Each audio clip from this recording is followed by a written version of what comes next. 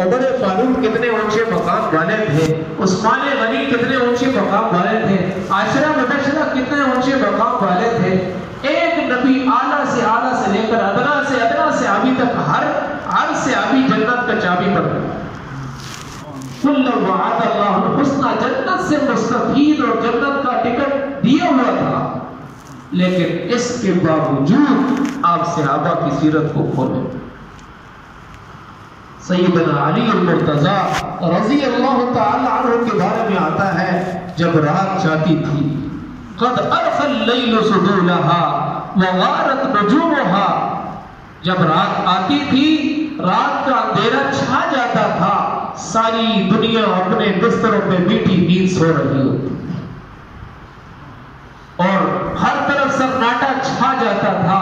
ساری دنیا کے بادشاہ اپنے محلات کی کنڈیاں لگا دیتے تھے اور یہ اور علی المرتضی رضی اللہ، یہ بندہ کیا کرتا تھا، یہ مصلی پہ کھڑا ہو جاتا تھا اور ایسے روتا تھا یتململ تململ السلیم ویبکی بکاء الخزین، ایسے روتے تھے جیسے غموں کا مارا ہوا رہتا ہے اور ایسے تڑپتے تھے جیسے سانپ کا ڈسا ہوا تڑپتا ہے، اور تڑپ تڑپ کر اور پکار پکار کے رو رو کر اتنا آنسو بہاتے تھے کہ داڑھی مبارک تر ہو جاتی تھی. اور قابضا علی لحیتہ یتململ تململ السلیم، اپنی داڑھی آنسو سے تر کر لیتے تھے اور پھر آواز سے کہتے تھے من قلت الزاد وبعد السفر ووحشت الطریق. اے مولا کریم، سفر لمبا ہے توشہ تھوڑا ہے، بڑی مشکل گھاٹیاں آنے والی ہیں، بڑے مشکل حالات آنے والے ہیں، قبر کی طرف جا رہا ہوں، بڑا لمبا سفر ہے اور اس کے لیے میرے پاس کوئی توشہ نہیں ہے. دن بدن زندگی کم ہو رہی ہے، موت کے قریب ہو رہا ہوں، قبر کے قریب ہو رہا ہوں. من قلت الزاد وبعد السفر ووحشت الطریق، توشہ میرے پاس نہیں ہے لیکن سفر بہت لمبا ہے. آپ خود بتاؤ اس کا توشہ تھوڑا ہے جس بندے کو میں نہیں، آپ نہیں، کوئی پیر نہیں، کوئی فقیر نہیں، اللہ کے پیارے نبی محمد مصطفیٰ احمد مجتبیٰ جنت کی چابی بردار سارے نبیوں کے امام المعصومین، وہ نبی اس بندے کا ہاتھ پکڑ رہے ہیں. حدیث میں آتا ہے جیسے میں نے دونوں ہاتھ پکڑے ہیں، یہ ہاتھ ہمارے نبی کا ہے، یہ حضرت علی کا ہے. میرے آپ کے نبی نے ایسے ہاتھوں پہ پکڑ کے کہا تھا اے علی تجھے خوشخبری ہو، جنت میں تیرا گھر میرے گھر کے سامنے ہوگا. اس کے بعد کون سے رونے کی ضرورت ہے، تڑپنے کی ضرورت اور کون سی ہے؟ کیوں رو رہے ہیں، کیوں تڑپ رہے ہیں؟ آپ کو تو جنت کی بشارت مل چکی ہے. میں دوسری حدیث سناتا ہوں. ابن ماجہ شریف کی روایت ہے، حدیث پاک میں آتا ہے نبی پاک علیہ السلام نے فرمایا ساری دنیا رو رو کے اللہ سے دعا کرتی ہے یا اللہ مجھے جنت میں داخل فرما، مجھے جنت کا داخلہ نصیب فرما، مجھے جنت کے انعامات نصیب فرما. لیکن میں آپ کو بتاؤں کچھ لوگ ایسے ہیں جن کے لیے جنت دعا کرتی ہے یا اللہ اس بندے کو میرے اندر بھیج دو. فرمایا علی منہم، علی ان لوگوں میں سے ہے. پھر کیوں رو رہے ہیں؟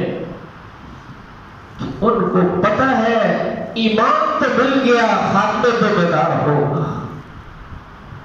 کتنی آسانی کے ساتھ، کتنے مزے کے ساتھ ہم روزے کو چھوڑ دیتے ہیں، نماز کو چھوڑ دیتے ہیں، کتنی آسانی کے ساتھ ہم غلط جگہ پہ نظر کو ٹکا دیتے ہیں، کتنی آسانی کے ساتھ کانوں پہ موسیقی لگا لیتے ہیں، کتنی آسانی کے ساتھ کسی کا حق مار لیتے ہیں، کتنی آسانی کے ساتھ رشوت لے لیتے ہیں، کتنی آسانی کے ساتھ رشوت دے دیتے ہیں، کتنی آسانی کے ساتھ سود کے کاروبار ہم کر رہے ہیں. ہمیں پتہ نہیں ہے اس کا انجام کیا ہونے والا ہے، ہمیں پتہ نہیں ہے اس کے پیچھے کتنی بڑی سزا کھڑی ہوئی ہے. جب انسان قدر نہیں کرتا پھر نعمت واپس ہو جاتی ہے. تو میرے عزیزوں ہم اپنے ایمان کی قدر کریں. ایمان کی قدر کیا ہے؟ ایمان کی قدر یہ ہے جیسے میرے نبی کے یار ساری رات مصلی پہ کھڑے ہوتے تھے اور دن کو کبھی قرآن پڑھ رہے ہیں, کبھی صدقہ کر رہے ہیں, کبھی کسی کی مدد کر رہے ہیں, کبھی نماز میں کھڑے ہیں, کبھی ہاتھ پھیلا کے اللہ سے دعائیں کر رہے ہیں, کبھی ذکر کر رہے ہیں. ہماری راتیں, ہمارے دن, ہماری صبح, ہماری شامیں ایسی گزرے ہیں, لیکن ہم نے اس کی قدر نہ کی. اگر قدر نہ کی تو پھر تاریخ میں واقعات بھرے ہوئے ہیں, قرآن میں واقعات بھرے ہوئے ہیں کہ جن لوگوں نے ایمان کی قدر نہیں کی اللہ نے خاتمہ برا کیا. ایسے ایسے لوگوں کے واقعات ملتے ہیں. حضرت سفیان ثوری رحمۃ اللہ علیہ بہت بڑے نیک عالم تھے, بہت بڑے بزرگ تھے, بہت بڑے اپنے وقت کے تیسری چوتھی صدی کے بہت بڑے نامور بزرگ تھے. سفیان ثوری تبع تابعین میں سے. انہوں نے ایک کتاب میں لکھا ہے کہ میرے ایک استاد کہ جن سے 40 سال میں نے علم حاصل کیا اور 60 سال مسجد حرام میں انہوں نے عبادت کی. اب شاگرد کتنا اونچا ہے, پوری دنیا کے نیک لوگوں میں ان کا نام ہے سفیان ثوری. اور ان کے استاد 60 سال مسجد حرام میں جہاں ہر عبادت کا اجر بڑھ جاتا ہے وہاں اعتکاف بھی کیا ہے, وہاں نماز بھی پڑھی ہے, ذکر بھی کیا ہے, دعائیں بھی کی ہیں, لیکن خاتمے کے وقت اللہ نے ایمان چھین لیا. اتنے بڑے آدمی کے ساتھ یہ ہو سکتا ہے, میرا آپ کا کیا حال ہے؟ اللہ سے ڈرو, اپنے ایمان پہ استقامت کے لیے اللہ سے دعا کریں. اور سناؤ, جن کی نسبت سے, جن کی وجہ سے مجھے اور آپ کو ایمان ملا ہے وہ کون ہے؟ وہ میرے اور آپ کے نبی ہیں. وہ نبی اگر پیدا نہ ہوتے جنت نہ ہوتی. اللہ نے سجایا ہی جنت کو جس نبی کے ساتھ ہے, جس ہستی کے ساتھ ہے. حدیث پاک میں آتا ہے رسول پاک صلی اللہ علیہ وسلم, اما عائشہ رضی اللہ عنہ فرماتی ہیں ہمارے پیارے نبی اکثر یہ دعا کرتے تھے, اللہم ثبت قلبی علی دینک, اللہم ثبت قلبی علی دینک, یا اللہ مجھے استقامت نصیب فرما. تو میرے عزیزوں, استقامت تب ملے گی جب دل پختہ ہوگا, جب انسان کے سامنے ہوگا کہ میں مر جاؤں گا, مر جانے کے بعد میں نے کہاں جانا ہے, میں نے اپنی بیوی کو چھوڑنا ہے, میں نے اپنے بچوں کو چھوڑنا ہے, میں نے اپنے کاروبار کو چھوڑنا ہے, میں نے اپنے گاؤں کو چھوڑنا ہے, میں نے اپنے کاروبار کو چھوڑنا ہے, میں نے اپنی دکان کو چھوڑنا ہے, میں نے اپنی برادری کو چھوڑنا ہے. کہاں جانا ہے, کس جگہ پہ جانا ہے, 2 گز کے ٹکڑے میں جانا ہے, کہاں جانا ہے, وحشتناک منظر میں جانا ہے, کہاں جانا ہے, آگ کے گڑھے میں جانا ہے, کہاں جانا ہے, سانپ اور بچھو کے گھر میں جانا ہے, کس جگہ پہ جانا ہے جس کے بارے میں ہمارے پیارے آقا نے ہر نماز کے بعد پناہ مانگی ہے. کتنی مزے کے ساتھ, کتنے سکون کے ساتھ اذان کو سنا اور نماز نہ پڑھی, کتنے مزے کے ساتھ میٹھی نیند سوئے رہے, ادھر سے اللہ اکبر کی صدا آئی. اگر ہم نے ایمان کی قدر نہیں کی اللہ ایمان لے لے گا. اپنی طاقت کے مطابق, اپنی کوشش کے مطابق میرا یہ حال ہے, یا اللہ جب آپ کی طرف سے بلاوا آئے گا میں جس حال میں ہوں گا میں تیرے سامنے سجدہ کروں گا.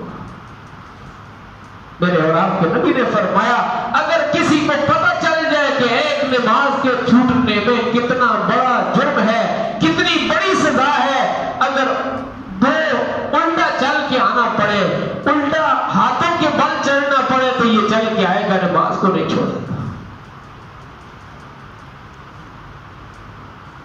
میرے عزیزو اور توبہ کرو, اللہ سے سلو کریں نماز پڑھنے کے ساتھ, اللہ سے شروع کریں روزہ رکھنے کے ساتھ. اگر رمضان میں بھی ہم اعمال کے عادی نہ ہوئے, ہمارا دل رمضان کے مہینے میں بھی صاف نہ ہوا تو کب ہوگا؟ اللہ نے روحانی جسمانی بیماریوں کا علاج, اللہ نے جسموں کی بیماریوں کا علاج روزہ دے دیا ہے, اللہ نے روح کی بیماری کا علاج قرآن دے دیا ہے. اور ایک ہاتھ میں روزے کو پکڑو, دوسرے ہاتھ میں قرآن کو پکڑو. اللہ جسم کا علاج بھی دے رہے ہیں, روح کا علاج بھی دے رہے ہیں, لیکن کوئی فائدہ اٹھانے والا ہو. رمضان چلا گیا, ہم نے روزے کو چھوڑ دیا, چھوٹا کام کیا ہے. کل قیامت کے میدان میں حدیث شریف کا مفہوم ہے, جب بے روزہ روزے کو توڑنے والا بندہ قیامت کے دن آئے گا, اس کو بھوک لگے گی. جان بوجھ کے بغیر عذر کے روزے کو چھوڑنے والا بندہ قیامت کے دن جب آئے گا, اس کو بھوک لگے گی. بھوک لگے گی پھر کیا ہوگا؟ ان شجرۃ الزقوم طعام الاسیم کالمہل یغلی فی البطون. بھوک لگے گی, معدہ تڑپے گا کہ اندر کچھ آئے, پھر یہ فرشتوں سے مانگے گا. فرشتے دنیا میں جیسے ہم مزے سے کھاتے ہیں, جو جی چاہتا ہے کھاتے ہیں, فرشتے کھانا دیں گے. کون سے کھانا دیں گے؟ تھوڑ کا درخت کھانے کے لیے دیا جائے. کغلی الحمیم, جب یہ کھانے کے لیے منہ میں کرے گا, اتنا معدہ ستائے گا کہ وہ تھوڑ کو اپنے اندر ڈالے گا, اور جب یہ کھائے گا یہ اس کے حلق میں کغلی الحمیم, حلق میں اٹک جائے گا. اب حلق میں اٹکے گا, یہ فرشتوں سے پانی مانگے گا. اب فرشتے پانی دیں گے, کیسا پانی ہوگا؟ من ماء حمیم, کیسا پانی ہوگا؟ جب یہ پینے کے لیے منہ کے قریب کرے گا, سارا چمڑا جل کے اندر چلا جائے گا. جب پیے گا تو اندر سے ساری آنتیں نیچے سے باہر آ جائیں گی. خذوہ فاعتلوہ الی سواء الجحیم, فرشتے ماریں گے. یہ تیری سزا ہے, یہ کھاتا رہے گا, نہ بھوک مٹے گی نہ پیاس مٹے گی, اس طرح عذاب میں چلتا رہے گا.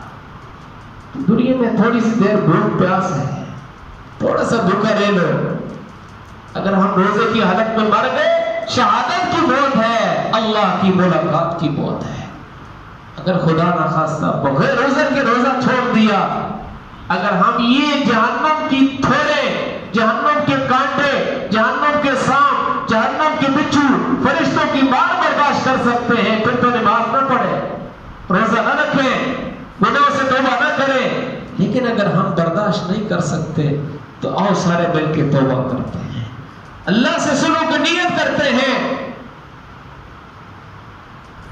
دنیا میں اللہ ہم سب کی حفاظت فرمائے.